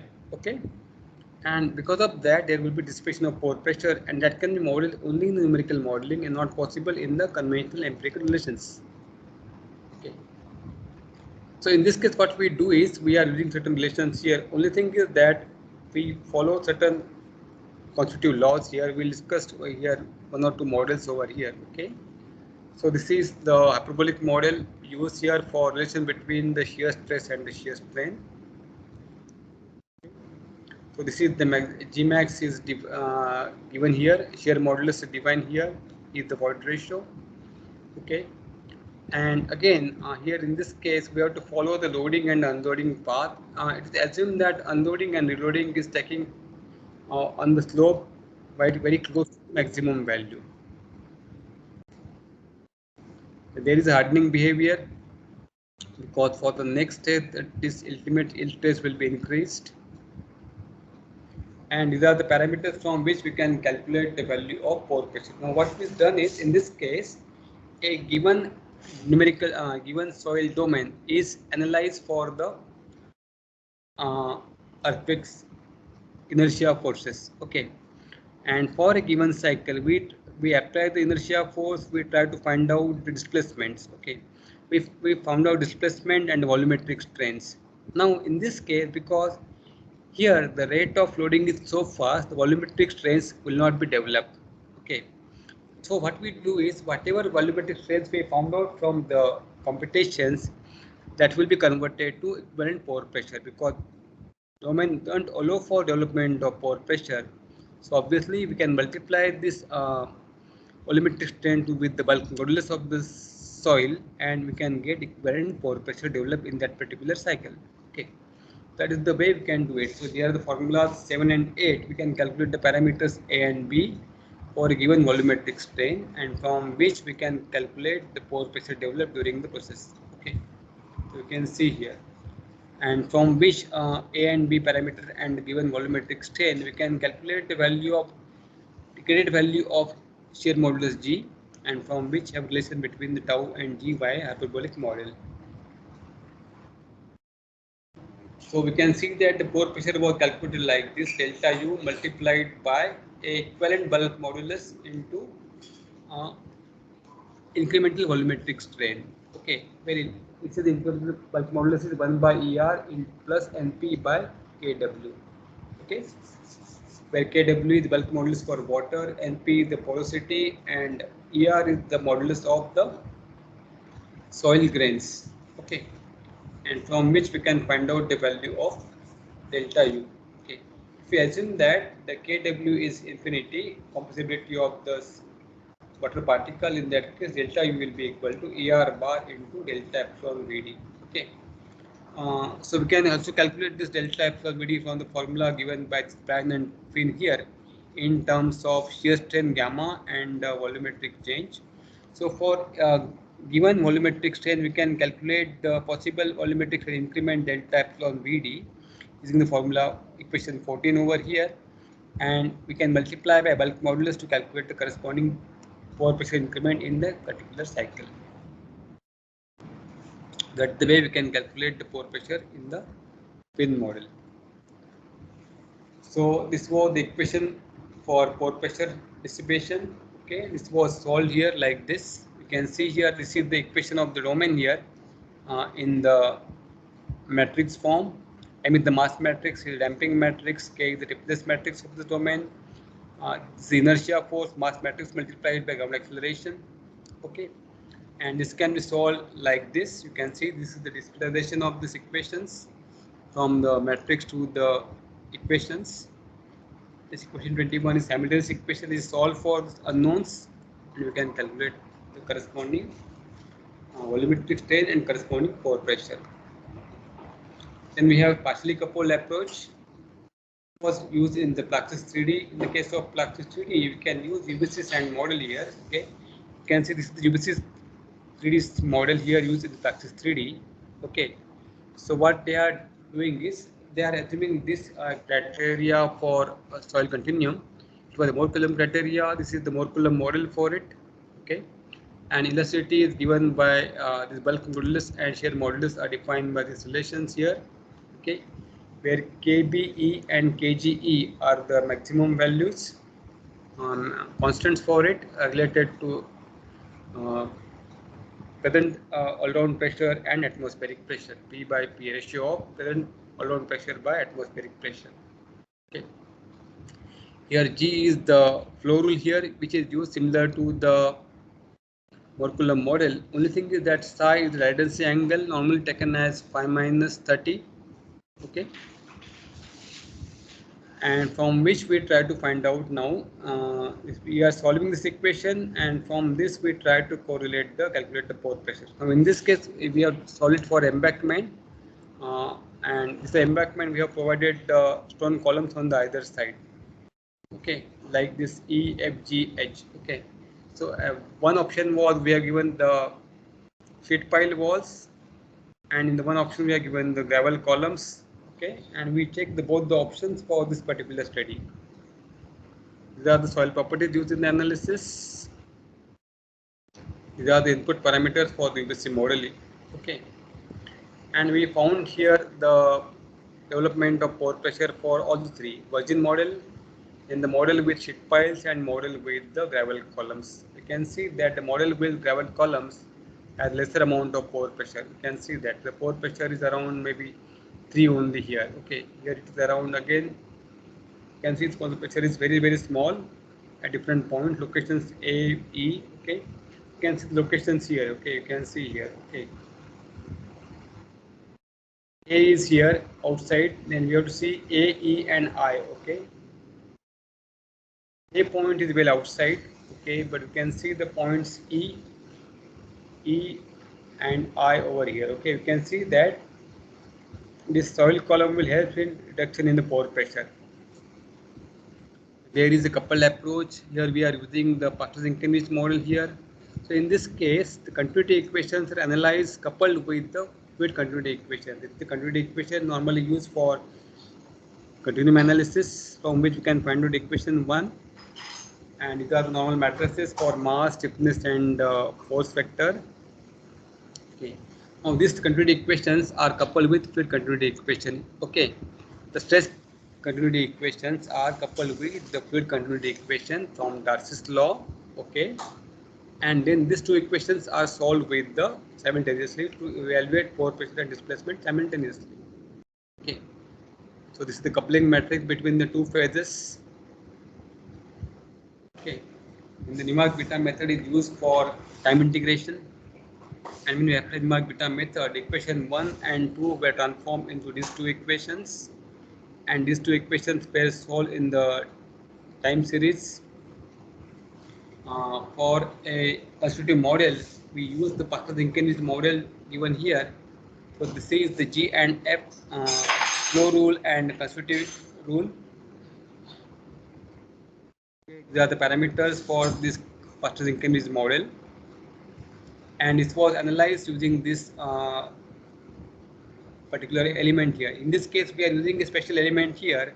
This element has got 8 nodes for displacement degrees of freedom, but only 4 nodes for pore pressure degrees of freedom. So they are having, you can see it is having vertical and lateral displacement as U and V here. Okay, so total 16 degrees of freedom for displacement, but 1, 2, 3, 4 degrees of freedom only for pore pressure. Okay. It is solved for this particular condition here, and this is, you can see this effect now. Here you can predict the pore pressure developed for this particular case. Okay. So we can develop a numerical approach for development of pore pressure also using this combined. Either maybe you can go for uncoupled approach, or we can go for coupled approach, or we can go for the brine fin model. Okay. So that's all from these presentations. So we can having maybe obviously number of queries we can ask.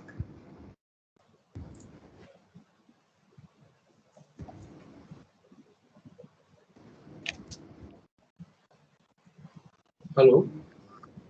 Thank you so much, sir. So give your valuable time and sharing your precious knowledge over here, sir. Now I request to the participants that if you have any kind of queries or doubts, please share through the WhatsApp chat or maybe over here through the chat box. So if you have questions, please raise your doubts over here so that we can answer, sir, and resolve your doubts.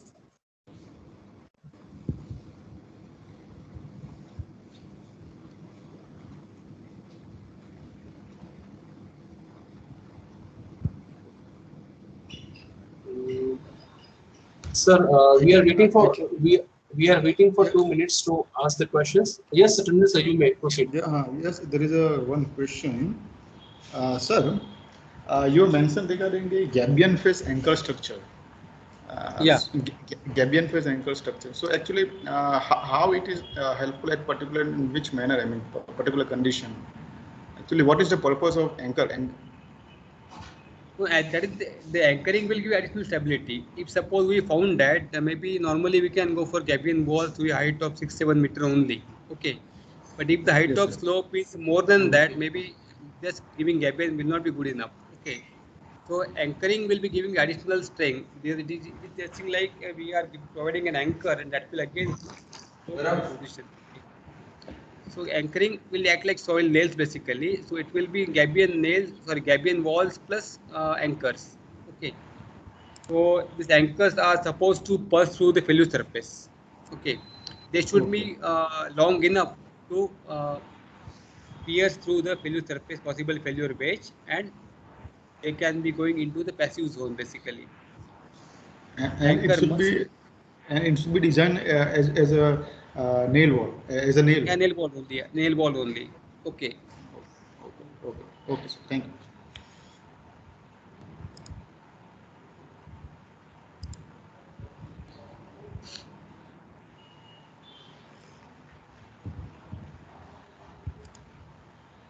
Hello.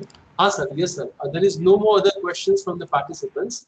So, on the behalf of the participants, on the behalf of the Applied Mechanics Department and the staff, on the behalf of the Government Engineering College Dahod, I am thankful to you to spare your precious time and give us a valuable knowledge, sir, in this regards. Once again, thanking you, and we are expecting that you are making a cooperation like this each and every time, sir.